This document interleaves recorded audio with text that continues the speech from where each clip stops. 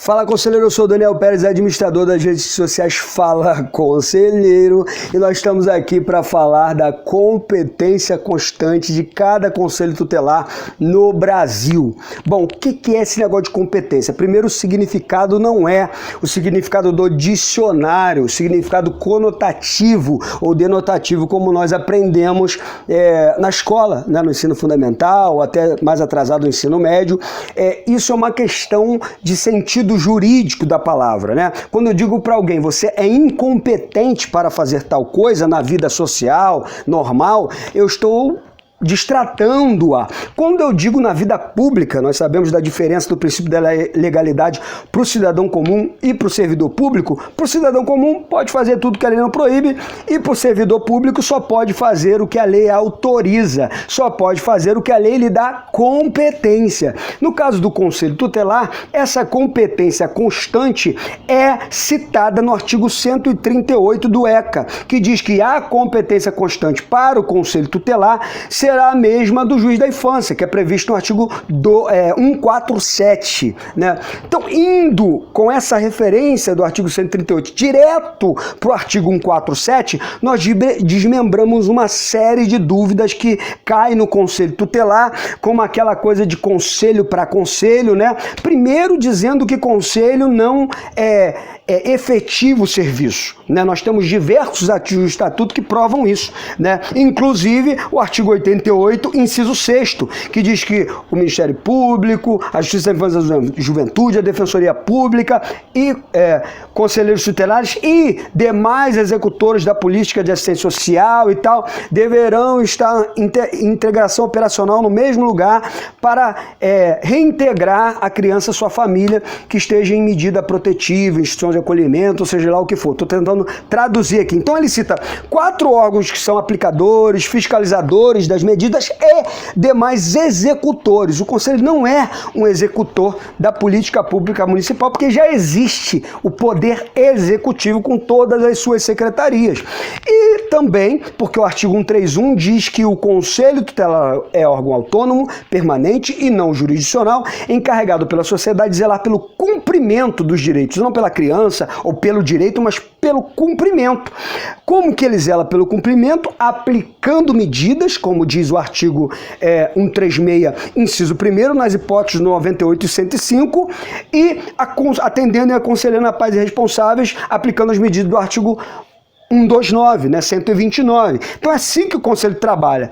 E inciso 3º, podendo, para tanto, para promover a execução de suas deliberações, ele pode requisitar serviços nas áreas de assistência, saúde, segurança, previdência. Por que eu expliquei isso tudo? Porque a competência constante fala lá no artigo 147, inciso 1º. A competência vai ser daquele município se os pais e responsáveis daquela criança ou adolescente residirem naquele município. E se a criança estiver lá. Por que, Daniel, esse entendimento? Porque o inciso 2º do artigo 147, que é para o Conselho e para a Justiça da Infância, para o Poder Judiciário da Infância e da Juventude e tal, ele vai dizer que aonde se encontra a criança e adolescente, a falta dos pais responsáveis. Então, primeiro, não teria essa coisa, esse fluxo que já vem de 30 anos de algumas cidades, de conselho para conselho. O menino está aqui na minha cidade, a menina está aqui na minha cidade, eu pego a criança, né, o próprio conselho pega a criança e leva para outro conselho, larga lá e vai embora. Ainda inventa um tal de documento de termo de entrega, né?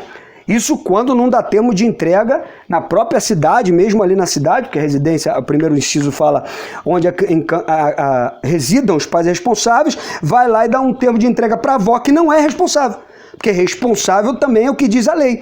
É família substituta. Responsável é qual é a família substituta? As 3 modalidades, guarda, tutela e adoção. E só quem pode aplicar essa aplicação de estar em família substituta é o Poder Judiciário e não o Conselho Tutelar. Ok? E medida protetiva de termo de responsabilidade não é guarda. E diz lá que você só pode encaminhar sob termo de responsabilidade aos pais responsáveis. Como é que eu sei que é pai? Tem o nome na certidão. Pai e mãe.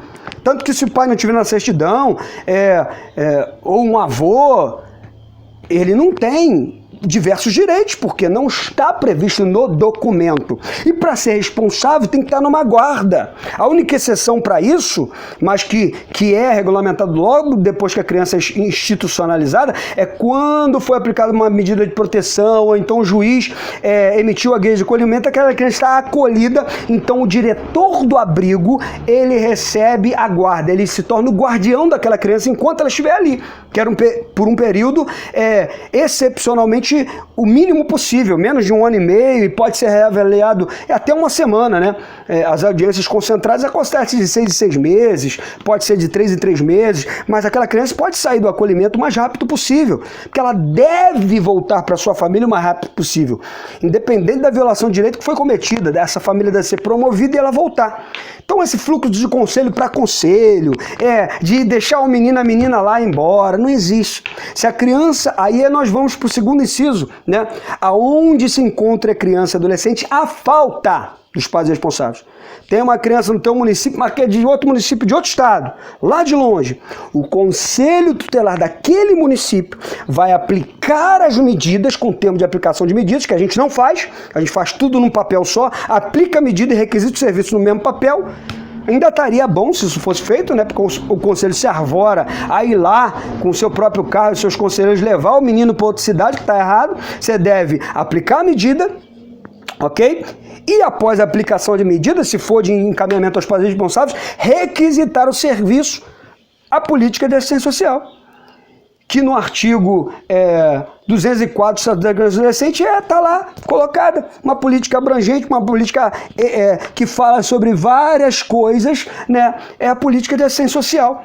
E está regulamentada através da Lei Federal da LOAS e está desenhada. Tem que desenhar. E foi lá desenhar, 19 anos depois, né, a Resolução 109 do Conselho Nacional de Assistência Social, desenhando, tipificando os serviços de assistência social, né? E ali você pode, como o Conselho pode requisitar serviços de assistência social, e tem a tipificação de serviços de assistência social, você vai requisitar. Tanto a abordagem social, que é um dos serviços, e dentro dela tem ali a busca ativa, citada, e os benefícios eventuais que cada município tem que regulamentar no seu município, que inclusive é o de transporte dessa família para outra cidade.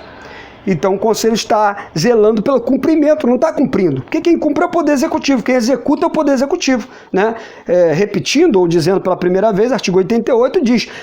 Lá tem 4 órgãos ali que tem mais ou menos uma função fiscalizadora, de aplicação de medida, né? Tanto que na cidade que não tem conselho tutelar, o juiz pega as suas atribuições, o Ministério Público fiscaliza a entidade de acolhimento, as referidas no artigo 90, todas elas, o conselho tutelar também, né? Dá atestado de qualidade e eficiência, o conselho tutelar também. Então, quem vai executar o serviço é o Poder Executivo através de seus equipamentos. O Conselho é que pese que esteja lotado em uma secretaria, não é vinculado, subordinado àquela secretaria, porque ele não é equipamento, ele é órgão. Está no artigo 131 e a gente já falou. Então você aplica a medida, requisito de serviço, e a política de assistência social vai levar o menino e a menina lá para a cidade, porque o pai responsável dele não está ali, eles não residem ali, essa criança está sozinha ali. Vai aplicar todas as medidas cabíveis. E não, Daniel, mas aqui na cidade é o conselho que tem que levar, aí é um problema seu. É o conselho que vai levar? Se for levar, vai fazer errado? Vai fazer errado. Mas não vai levar de conselho para conselho, porque não existe esse troço. Você vai aplicar a medida então, vai aplicar a medida, faz metade certo então. Eu prefiro que faça tudo certo, mas faz metade certo. Vai aplicar a medida e vai encaminhar sob termo responsável direto ao pai. E depois vai dar relatório para esse conselho dessa cidade, claro, para eles poderem continuar acompanhando a família, a criança, né? Vai dar uma advertência a eles, o que o conselho também da cidade onde foi encontrada a criança falta os pais responsáveis é competente para aplicar também essa medida aos pais responsáveis e já entregar o menino com termo de responsabilidade, com advertência, e encaminhar o relatório depois ao Conselho Tutelar por e-mail, ou já levar pronto ao Conselho Tutelar onde reside esses pais responsáveis. Então é isso, né? Se a criança ou adolescente é do seu município, o pai responsável mora no município, você vai aplicar as medidas todas, acompanhar como a gente faz normalmente, competência nossa, ok? Agora, se a criança ou adolescente se encontra no seu município, é de outro estado, é de outro município, você aplica as medidas, requisito de serviço, e a política de assistência vai lá levar o menino, a menina, levar a criança ou adolescente. Agora, se você quer se arvorar e já não tem como mudar isso, ou tem como mudar, tem, né? Mas assim, o conselho vai lá, também não vai ser de conselho para conselho. Você vai aplicar a medida e vai deixar lá. É errado? É errado. Mas você que está decidindo fazer assim, não vai fazer pelo menos metade certo.